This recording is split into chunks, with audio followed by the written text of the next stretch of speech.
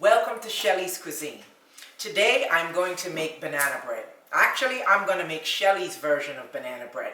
I always like to do something different, and so we're going to make banana bread. What's a little bit different about mine, I have a lot of ingredients in it. So let's get started. So we have 4 bananas. The bananas must be ripe. It's very important to have ripe bananas.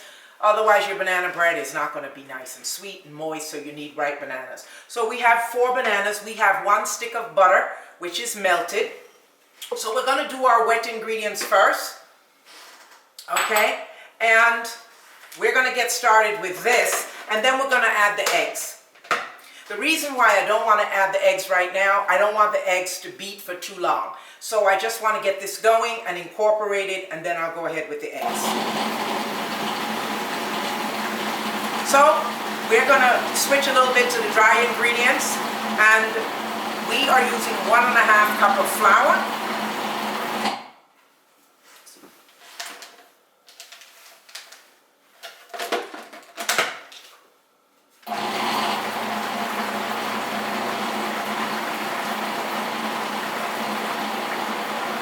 just want to make sure all the banana pieces are blended. So we're using 1½ cup of flour. So here's the first twist. I am not using all white flour. I am going to twist with half of wheat and half of white. So I need 1½ cup. I've already put 3/4 cup of white, and now I'm going to put 3/4 cup of wheat. But I just want to show those of you who are new, when you are baking, how you need to top off your flour.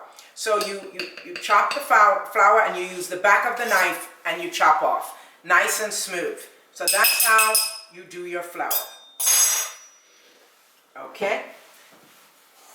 Just going to give a little bit of mix. Okay. I want to go back because I want to finish with my wet ingredients. And I now need to add my eggs. I need 2 eggs. However, I want to show how to move the eye from the egg. This is a white piece. When you crack an egg, it's here. We don't want it in the bread. So if you're baking, you want to just take a little spoon and scrape that white piece out. So that's very, very important. And I just wanted to take a moment to do that. So I've already done it on the other egg. And now I'm doing it here just to demonstrate to you how to get that out. And there's a little piece more. And don't be afraid if you take a little bit of the yellow with it, as long as you get it out. So we have all that out. This was my egg from before. Okay, and we'll add the egg. Okay.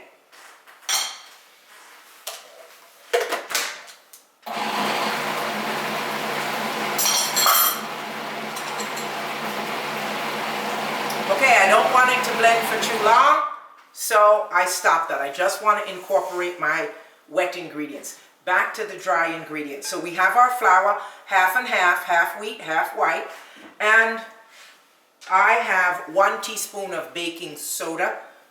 That's important because you need the cake to rise. I have 1/4 teaspoon of salt. We need that. And I have 1 cup of sugar. Okay? So we'll put that. I like golden raisins. I put them in everything I bake. So I have 1/4 cup of golden raisins. I like to put fresh cranberries in my banana bread. And the reason is they taste better. Please do not use dry cranberries in this recipe. Okay? In order to get fresh cranberries at any time during the year, I buy them during cranberry season and I freeze them. So I always have them so I'm able to use them. Another twist coming up. Shredded coconut. Absolutely delicious and absolutely essential in the banana bread. So that's about 1/4 cup of shredded coconut and Vietnamese cinnamon. I love to use that. You can get this at Marshall's, Home Goods for $3.99. Very easy. Other than that, it's hard to find Vietnamese cinnamon. It's not your everyday type of cinnamon. This is nutmeg. And so for my wet ingredients, I want to put vanilla extract.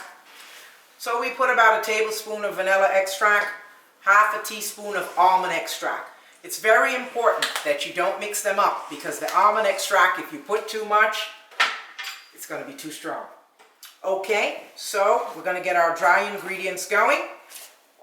So the only other thing that I would put in this, but I didn't do it this time, I would peel a Granny Smith apple and I would chop that up and I would put apples in my banana bread. Absolutely delicious.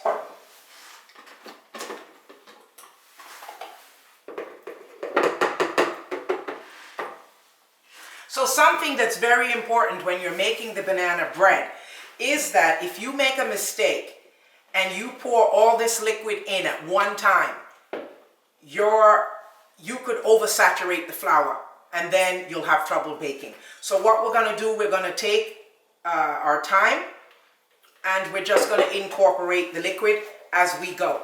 And it's very important,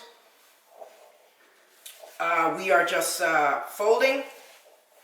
So this is like a quick bread.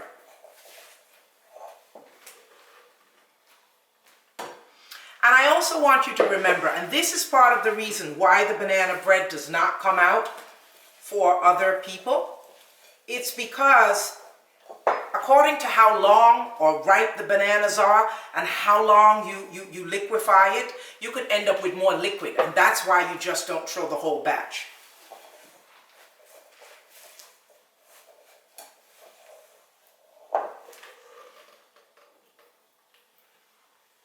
So even though you're new to baking, you just have to just take your time and put your liquid in.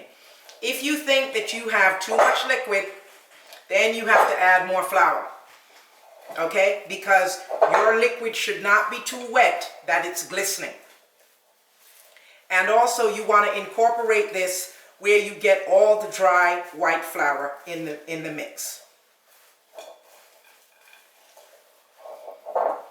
Okay, so for me, I don't need any more liquid. Okay, I could also put pecans or almonds. I prefer pecans.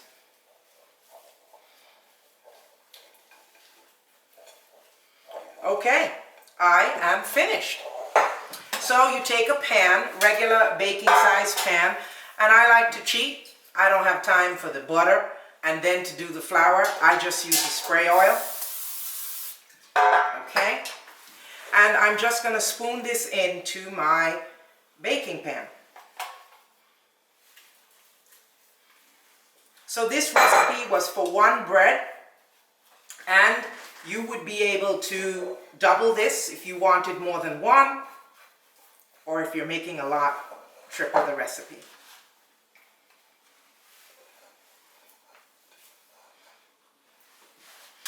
I actually used a large pan, and I should have used a smaller pan, and so when my bread bakes, it's going to be kind of low. But that's all right. We'll live with it. It's going to taste great. So just smoothing this out.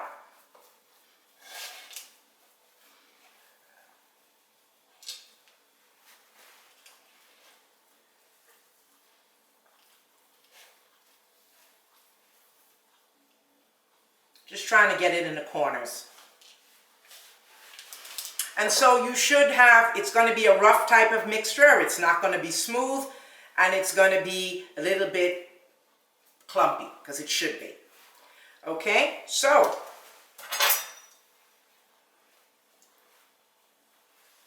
and what we want to do here, I left off some cranberries. And that's because I want to place the cranberries in the bread. So we're going to have some nice cranberries just right on the top. Just push down a little bit. And they don't have to be even. We can just put them anyway. Just going to give us a nice little pop of color as we bake our bread. All right, and we are ready to bake. We will bake this in the oven at 350 degrees for 40 minutes. For those of you that are new, this or a toothpick, when you finish baking, you will insert this in the middle to make sure if it comes out dry, clean, your cake is ready. All right, so we're going to pop this in the oven and we'll be back. Okay, we're back. Our banana bread is out of the oven and now we need to glaze it. You can glaze it different ways. I'm taking a healthy approach and I'm going to use agave. You can use maple syrup or you can actually ice it if you want with powdered sugar and a little bit of water. But for simplicity, we just want a simple glaze. And all I'm going to do is just put the maple syrup, I'm sorry, it's not maple syrup, the agave on the top. And bear in mind, I don't want it to fall down on the sides. I only want to get it on the top, okay? Because if you put it on the sides when someone is eating it, it's going to be sticky. Okay, so once I put my syrup on, I use raw brown sugar. Very big. You can buy that in the supermarket. And I'm just going to put a few sprinkles of the raw brown sugar. And it will stick with the glaze. Okay, so our banana bread is ready. Okay, and now what's left to taste?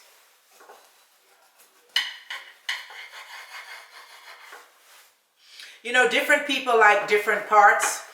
I'm not one of those people. I don't like the end of the bread.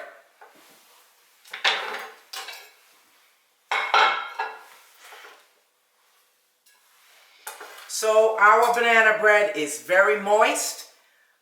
You can see all the fruit and raisins and cranberries that we put in.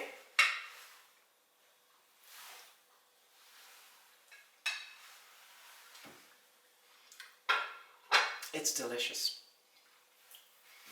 Thank you for visiting Shelly's Cuisine. We hope you enjoyed making banana bread. We want you to tune in to www.shellyscuisine.com for the recipe and tune in to find out what we will twist next.